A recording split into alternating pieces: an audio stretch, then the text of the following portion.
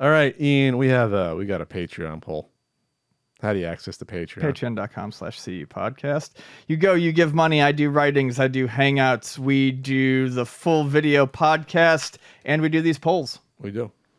And this was a close one. A 55-45 split. As close as it can get. I'll give you the eyebrow raise. In second place, arcade games you could not beat as a child that others could. 45%. In first place at 55%, retro games / consoles you regretted selling. I'll start with Ian since he's probably sold a lot more than me. That he that he probably looks back and be, okay, I can probably regret selling stuff like that. So what was the question? I'm sorry. Retro games that we regret selling? / consoles. Oh, retro games / consoles that we regret selling. So anything retro you regretted selling? I do think back sometimes to some of my NES stuff, and I wish maybe I had held on to a couple of those cartridges. I don't know why. I wish I had maybe held on to Shatterhand. Oh, it's a decent game. That's a really good game. I like it. I don't need it, but 4 there stars? there are some games that I maybe would have liked to have held on to. But other than that, no, my answer to this is I've actually been pretty good about what I have gotten rid of, and I sit on things for so long and hem and haw about them that Does it hurt? Yes, it does. That when it does come time to selling stuff, I really don't regret it. I'm pretty good about selling my stuff off when I've made the decision to get rid of it, and I stick with it. I do regret getting rid of 2 of the Game & Watches I used to have, though. Oh, okay. I'll count that as a video game for this topic. I had the Mickey Mouse Panorama Game & Watch. Okay. It's an extremely rare Game & Watch. Oh, why'd you sell it then? At the time, I needed money, and it had a burnt-out lamp. So one of the little segments was like it wouldn't light up anymore. Very small error. Holy shit, it's going for a lot of money. What is it worth now? Well, let's see. Well, one's on eBay right now with 2 days left at $500 in the box. That's going to go for probably $1,000 at least. Yep. But I think a lot of these went up in price. And then let's see, completed listings. I can't find a completed listing, so it's hard to find. You're right. But it was, I've talked about how like the NES games that I've kept were ones that were gifts from parents or grandparents or something like that. Stuff with sentimental value attached to it. There was some sentimental value attached to that. The Mickey Mouse one that I wish I hadn't gotten rid of. My aunt gave it to me. I got along with her great. My great aunt, she's no longer with us. And I'm kind of bummed I got rid of it. I mean, at the time I needed the money. It was shortly after I moved out here. And California's expensive, and I was, kind of getting my footing, and I sold it for, I think even with the problem, I was able to sell it for like $250. And it's like, in the grand scheme of things, how long does $250 last in California? I got rid of something that I genuinely liked for not a lot of money, and I'm sure I needed it for rent or something. But I don't know. As time goes on, that is a sale that I genuinely regret making. I wish I still had that. And even if I got a brand new one, it's still not the one that I got, when I was a kid. It's not like I'm trying to get another one of these Mickey Panoramas. It's not going to replace the one that I got rid of. So yeah, I think that's probably the big one that I regret getting rid of. I didn't regret it at the time. Obviously, it's like, well, they're NES games. You can get them back. When I sold all my NES stuff when I was probably, I want to say by the time I was 13, I was done with the NES. 12. You had Super Nintendo, you had computer games with CD-ROM technology. Why are you playing the NES still at that point, basically? That's what I thought. So I sold, I believe there was a yard sale with my grandma. Also where I sold almost all my G.I. Joes. And that I regret, even though I probably have most of them rebought nowadays. That was bad looking back. Because I treated my G.I. Joes with respect. I kept all the weapons. I never lost the weapons. I kept really? Even when I sold them, I put them impressive. Yeah, and I had like out of all the toys I had the most GI Joes because they were cheaper. I had like 40 GI Joes. I had 40 to 50. I had GI Joes. So maybe not 50. Yeah, 30 to 40. I had, and I even wrapped up all the weapons with them nice and gave them to a good home. Like, here's the weapons with them, So, but I remember selling my NES games, I believe, in console there. I think I sold the console probably like 93, 92 is when I sold the console. I got a yard sale.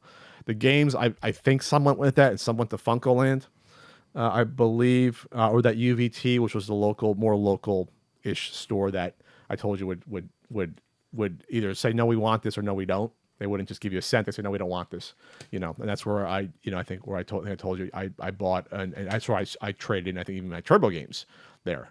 And I think I might have bought a used Turbo game there. I forget. So I regretted that, but not to a huge extent until I started collecting in college. But then at that point, it was so cheap to buy NES stuff in college, it didn't matter that much. So that wasn't a huge regret.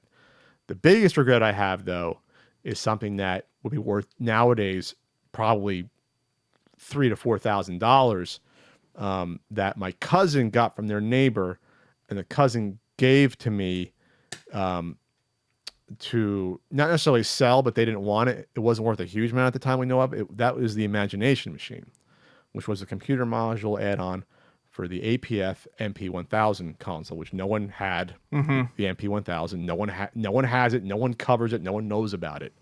You know what I mean? It was a small, gaudy color console with bad controllers, Yes. keypad and bad joysticks. I have it in the box, of course, but not a lot of people do. I got mine in the box at a Goodwill auction like 10, 12 years ago. Got it for like $40. It probably is worth several hundred in the box. But the Imagination Machine is interesting because you have a computer module made for a console that no one had. And APF was a big company. They put out so many Pong clones in the 70s. They didn't do like anything after that, but I mean, they probably petered out with the game crash. But yeah, they were a decent sized company with like Coleco, and Magnavox putting those out. So I had the Imagination Machine via my cousin. It had like the original shipping box. It wasn't like an actual, but it was like a shipping box that it came in. It had the printer. I don't know if there was an APF rated printer, but there was a printer. It had all like the basic cartridge in the box. It had the bigger folder stuff for like, here's like the spelling program. Here's the word processor program. I mean, it had like this person that got this, Ian, bought everything with it. They got everything. right. There was an older couple at the time. They're probably like 60 or 70. They're probably like 40 when they got it. This was like 2004 when I had it, or 2003. So it had the printer, it had the shipping box, it had all the it had everything. And then so I said I'll put up an auction, and I was going to give my cousin a cut, even though I wasn't required. He said he got it from me. I'll give him a cut of it. So it ended up going to, I think, some computer museum I believe I shipped it to Germany or somewhere in Europe. I did not realize how much interest would be in this. I mean, I knew that it was obviously a rare thing, but it's a stupid computer module for the MP1000. It's like, who cares about this? And it ended up going there. I think it sold for tons of bids. It didn't go for a huge amount looking back. I think it was maybe $600 or $700, which surprised me at the time. I was like, that's surprising. But now It's got to be a shitload more now. Well, the last one on eBay, which I put here, the last one, because these things come up only like once a year, twice. One went just the console itself. Excuse me, the computer with the console, which kind of built in a basic cartridge. Just that, and the adapter. Oh, and it's right. The tape. That's right. The tape player is built into it. Just that, it went for $1,220. Just the bare computer. And I just told you, I had everything. I had all the software. I still have software laying around. I have 4 in the box. Game cards, they don't go for a lot. Like, I mean, I had the actual tape software, and that stuff you can't find.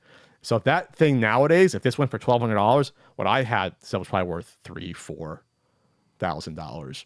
And it's not just the money part. It's something that's so incredibly rare that even I say 2 or 3 years later, as I got more and more into game collecting in general versus just NES, looking at it, 2 years later, I was like, I should have kept that thing. I'm never going to see that again. I've never seen an Imagination. That's not something that's replaceable. I don't think it's not coming back. I don't think I've seen an Imagination Machine at any game convention I've ever gone to. No, I don't think I have. I don't think I have. Even going to Portland, they have people that have old computers. So I've never seen it. That I think I might have seen an estimate at one point. They might have not made over 1,000 or 2,000 of these things. Like, they just, what's the market for this? They didn't sell that many of the consoles, and you kind of need actually you don't need the console to use the computer part, but it's a part of it. It's an add-on for it. So yeah, it's just a weird thing. And that's my biggest regret, because like I'd be stupid to sell something that rare, even if it's not. And plus, it wasn't worth that much money in order to sell. I was like, I'll sell it and see what happens. I don't really need it. Plus, because it was bulky, like with the shipping box, it was like a big fucking thing. They're big, right? Yeah. I mean, well, it's not super big, but with the box and everything else. And I think I said it had the printer. I believe it was a printer. I'm gonna look that up. Imagination Machine printer. It could not have been a printer that made them by themselves, but it was something that was like the all-in-one solution. Maybe I'm confused. Maybe it was another printer that was with it. But yeah, look it up. Imagination Machine, and how weird it is, and how they probably didn't make a huge amount of them. And yeah, that's my biggest regret. It's like I'm almost ashamed to admit it, that it would be like me finding, not monetary wise, but almost as rare. You'd find you find a fucking Steam events and be like, oh, I'll just put it on eBay and get the money for it. Even it's like you're never gonna find it again. Like Right. you might as well just keep it. The money isn't worth it. Never, at least to me, never finding it again. Maybe Steam events. Actually, at the time, yeah, Steam events at the time was probably only worth about $1,000 when I had this. So that's probably a good comparison. Had I known, like it wouldn't be worth selling. But I did. Second regret. I had a Game Boy prototype I found in a flea market and I sold it for like $150. What was it a prototype of? Oh God, I believe it was an existing game. Because if it wasn't, I'd be stupid to admit. I believe it was like a skateboarding game. Oh, I think I remember this. I think you told me it was like Toward the Thrash or something like that, or I don't know. But that was again early 2000s. I found it at a flea market, and then I believe I posted it on Digital Press, and someone bought it for me off Digital Press. I didn't get ripped off. I mean, even nowadays, a third-party Game Boy prototype probably would only go for a few $100s. I guess 200. So like, I think I got like 100 or 150 for it. I was like, okay, yeah, I don't need it. I don't want it. But now looking back, I sort of evolved in a bad way, as Ian would think. I started hoarding more of the stuff I found instead of just like, okay, I really don't need this. Sure. I'll keep it for a few months. Like, no, I started keeping everything, which is good because now the stuff's worth money. It's a good thing I didn't sell it off. Yeah. You've held it through a couple ups and downs. Yeah. A couple of semi crashes, and the last one, and then we had the pandemic boosted up. I'm like, okay, you know what crashed though? Bitcoin crashed and Dogecoin crashed. Ian. Glad you got out of Dogecoin. I made money on it, but I have 1,000 coins just sitting there. I'll just check back on them in 4 years when nostalgia makes it go up to 50 cents. Will there be a nostalgia for crypto? We'll see. You have 1,000 coins? I have 1,200. I bought it at an extraordinarily low price. Why didn't you tell your good buddy Pat to get it on it? You didn't. No one tells me to get it on. Because I bought my Doge and my AMC when I was drunk one night in December. Oh. It was a lark. Oh, okay. So that's my main regret. Those two, that prototype, and God, I really hope. Maybe I'm not massaging the story. I really hope it wasn't a game that came out. If I sold a prototype Game Boy game that was not dumped, I'll never forgive myself. But it was like 2002, 2003. It was that long ago. Because I think I was still living at home. Still, that's how far long ago it was. So there you go. There you have it. I have lots of things I regret. Other people around me throwing out, but that's a whole other conversation. That's a therapy session. Mm-hmm. Don't make me throw out my NES game boxes. Yep. I kept them nice and stacked in the attic. Then they were eventually tossed anyway. I had the collector mentality even when I was 8 years old. I always kept the manuals back then, but stacked the manuals were stacked up. They were all kept nice. We always kept the manuals in a drawer on the coffee table, and Okay. there would be days where I wouldn't want to play Nintendo, but I would sit there and just go through the manuals. I loved going through They were manuals entertaining. as a kid. There's Loved some all nice the stories. art and shit like the art that. was the line art was great. All right.